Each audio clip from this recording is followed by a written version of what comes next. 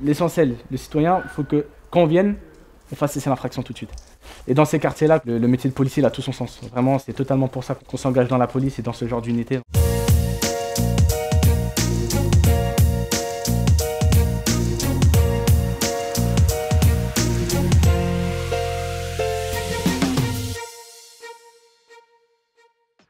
Bonjour à tous, c'est Rida, je suis gardien de la paix à la brigade territoriale de contact de Saint-Denis. Chez nous on dit la BTC Nord, car on s'occupe de tous les quartiers nord de Saint-Denis. Aujourd'hui, je vais vous faire vivre mon métier de l'intérieur, mon métier au quotidien, prévention, proximité avec la population, sécurisation et interpellation. La BTC, c'est les policiers que vous pouvez voir dans vos quartiers. Ils peuvent être en véhicule ou à pied. Donc vraiment, le premier rôle, c'est la proximité, le contact avec les habitants. Et qui dit contact avec les habitants, on dit aussi contact avec les éléments perturbateurs de ces quartiers. Donc c'est nous que vous voyez courir un peu partout sur les points de deal. Nous sommes très polyvalents. On est aussi en appui pour les missions de police secours quand elles ne sont pas disponibles. On a beaucoup de contacts avec les habitants des quartiers, mais pas forcément visibles. Il faut savoir, dans les quartiers où on intervient, c'est un peu l'omerta. Enfin, on ne parle pas à la police au grand jour. Voilà. On a certaines personnes qui prennent la parole, ceux qui vraiment en ont marre, ils viennent nous voir et nous disent voilà, dans tel immeuble, on a du squat, ça gêne, etc. etc. On communique avec les gens, on est là pour vous. Donc vous inquiétez pas, on est présent. Et dans un second temps, on fait des patrouilles, on va dire, un peu plus poussées. On rentre dans les immeubles. Bon, des fois, il y a une petite porte qui s'ouvre. Et on discute dans l'intimité rapidement. On prend 2-3 infos intéressantes. Et surtout, le ressenti. Et en fonction du ressenti, eh ben, nous, on organise nos opérations. Et c'est ça qui est très important. Proximité ne veut pas dire pas de répression. Justement, parce qu'on est proche des gens, parce qu'on est proche de ces individus, il faut rien laisser passer en fait. Donc le moindre outrage ou le moindre délit puni d'une peine d'emprisonnement, on interpelle. Parce que c'est un message qu'on fait passer en fait auprès de tous les habitants qui nous regardent. Donc forcément, si on met les menottes, c'est pour éradiquer un problème, donc on n'a pas de souci avec ça. Pas de dégâts. Les gars, c'est peut-être sur la voie sortant de la 88. Ouais, c'est pris, vous avez besoin d'un véhicule super de soirée. J'ai fait une intervention pour un différend familial ici. Une femme qui se faisait frapper par son mari. Quand on est arrivé, le mari était déjà parti. Donc les pompiers sont venus, ils ont pris en charge la femme, je suis descendu, ils m'attendaient à 10. Tout de suite, ils ont voulu, entre guillemets, nous tester. Il y a beaucoup de problématiques à Saint-Denis, donc l'activité est forte, par expérience personnelle, c'est le top. Et derrière, il y a tout le sens, mon côté humain, je pense. Je préfère être proche des gens, qui sont, entre guillemets, dans la galère et être près d'eux. Et on se bat pour eux de toute façon. Donc non, il n'y a pas une zone perdue. Et dans ce cas-là, si c'est perdu, je ne mets pas mon uniforme et je ne viens pas travailler en fait. Et pour moi, si je gagne une bataille tous les jours, moi ça me suffit et je suis content. Je suis amplement satisfait et voilà. Et même les gens ils sont contents. Vous venez au commissariat, les gens nous remercient, etc. Les gens ils sont super contents de notre présence en vrai. Et mon équipe, on est à fond dans ce travail-là. On va tous dans le même sens et c'est vraiment pour les gens en fait. Hey, petit, viens voir. Viens, je vais te dire quelque chose. Viens. Check. Ça va? Viens. Tu sais quoi? On va faire quelque chose. Tu vas marcher sur le trottoir, d'accord? Parce que si tu es sur la route, qu'est-ce qui peut y arriver? Ah, toi t'es intelligent, toi tu vas marcher sur le trottoir, d'accord? Comme ça, il n'y a pas de voiture qui va te percuter, ok? C'est bon? T'es un bon, allez, attention à toi. Il y en a plein, ils sont pas mauvais, donc ils sont embrigadés dans ça en fait. Et ils vont le payer plus tard. Dès qu'ils vont vouloir se ranger, ils vont vouloir postuler dans des services où on demande le casier judiciaire.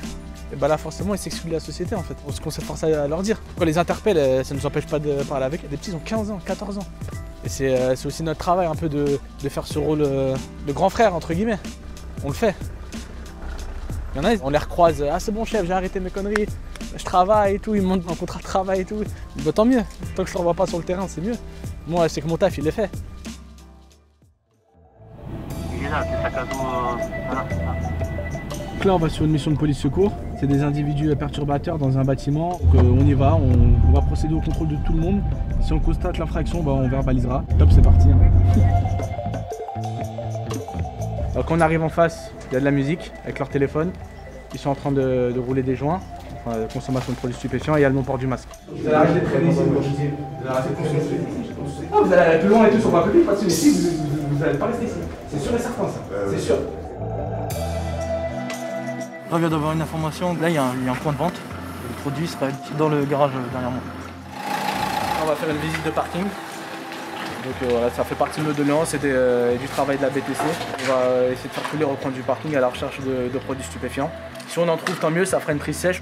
C'est toujours ça d'enlever sur la voie publique. Donc, Les individus qui traînent devant le hall et dans le hall, soit ils se positionnent en tant que chouf, ou peut-être dans les trois il y avait le vendeur. Donc ils viennent en haut, il y a un client, il le sert, tac tac tac, et l'échange il se fait. Donc on va dire c'est lié. Donc on fait le hall, mais ça ne nous empêche pas d'aller faire le parking et toute la zone à côté en fait. Tout objet potentiellement ça peut être une cachette en fait. Là vous voyez il y a de l'azote là pour les ballons, etc. Il est complètement désossé, donc ils volent les scooters, ils enlèvent les pièces, ils les revendent. Ou même ça peut servir pour cacher du produit stupéfiant. Donc, s'il est déclaré volé, on procédera à son enlèvement.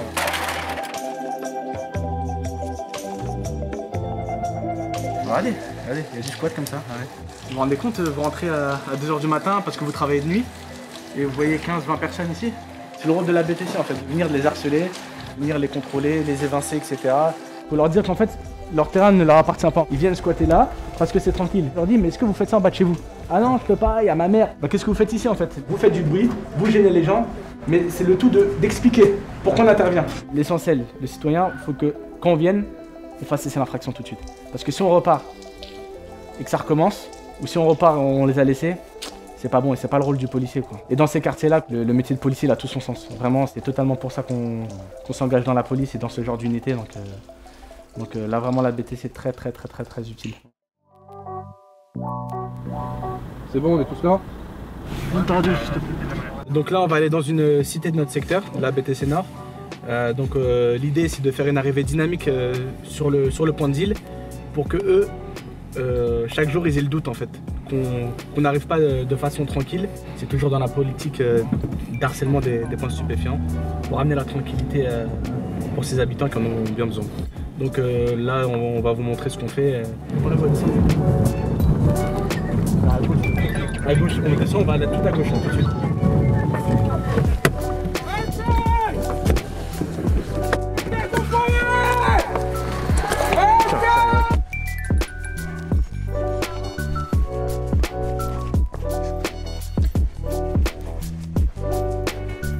On n'a pas trouvé de matière stupéfiante, comme je l'ai dit, c'était pas le but.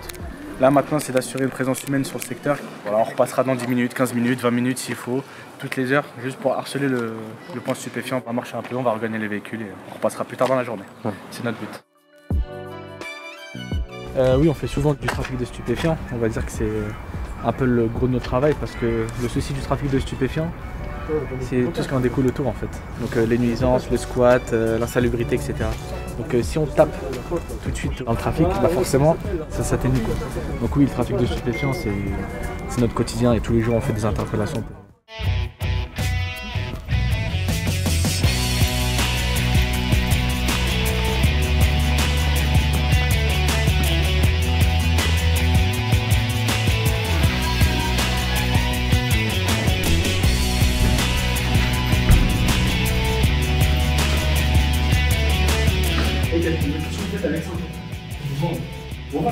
Donc vous êtes vendeur alors?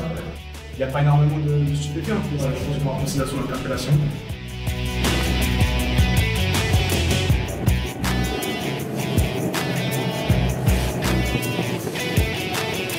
On a procédé aux interpellations, donc on a fait retour au service. Là ce que je vais faire, je vais remplir les fiches de présentation et je vais les ramener à mon OPJ pour lui présenter l'affaire. Et ensuite je les ramènerai les gars et c'est elle qui fera le placement en garde à vue.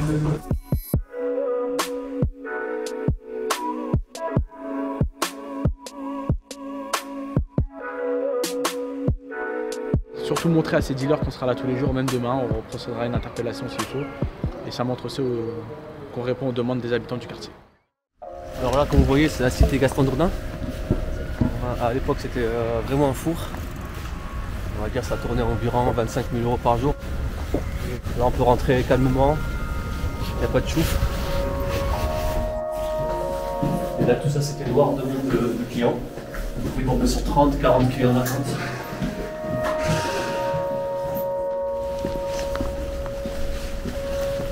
C'est la dalle, hein. Ici, il y avait le dealer, il se mettait là. Et il y avait peut-être une trentaine de clients et tout sur toute cette dalle. Voilà, regardez, le quartier il est pacifié, il n'y a personne qui crie. Franchement, les gens ils revivent. Bah, avant c'était invivable. Donc déjà d'une, on ne pouvait pas ouvrir les fenêtres. À cause de ça, on a fermé le parking. Donc on ne pouvait même plus garer nos voitures, puisque tout se passait au parking. Après, ça se passait à l'extérieur. Donc l'été, on était obligé de dormir avec les fenêtres fermées. Il y avait du bruit jusqu'à des 3 h du matin. Alors la journée, ouais, voilà, ça passe. C'était horrible, invivable. Bon, maintenant, on dort bien. On peut ouvrir les fenêtres.